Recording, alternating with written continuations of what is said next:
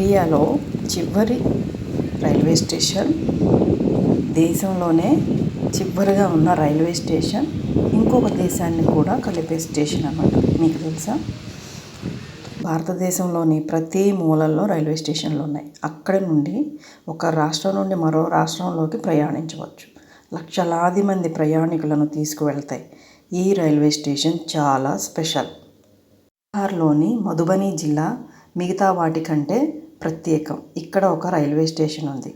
ఇది భారతదేశానికి అనుసంధించబడి ఉండటమే కాకుండా పొరుగు దేశమైన నేపాల్కు కూడా నేరుగా కనెక్ట్ చేయబడి ఉంటుంది. భారతదేశంలోని చివరి రైల్వే స్టేషన్ మధుబని జిల్లాలోని జయానగర్లో ఉంది. నేపాల్ సరిహద్దు ఇక్కడి నుండే స్టార్ట్ అవుతుంది. నేపాల్ రైల్వే స్టేషన్ కూడా ఇక్కడ నిర్మించబడి ఉంది మరియు రెండింటినీ అనుసంధించడానికి ఒక ప్రత్యేక ఓవర్ బ్రిడ్జ్ నిర్మించారు.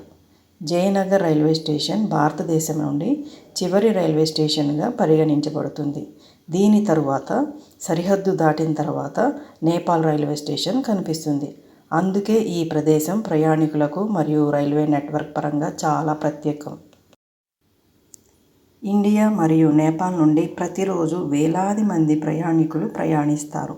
ఈ రెండు దేశాలను కలిపే ముఖ్యమైన స్టేషన్ మార్గంగా ఉన్నాయి. భారతదేశంలోని చివరి రైల్వే స్టేషన్ మధుబని జిల్లాలోని జయానగర్లో ఉంది. నేపాల్ సరిహద్దు కూడా ఇక్కడే ఉంది. అందుకనే ఈ రైల్వే స్టేషన్ రెండు దేశాలను కలిపే స్టేషన్గా ప్రత్యేకంగా గుర్తించబడింది.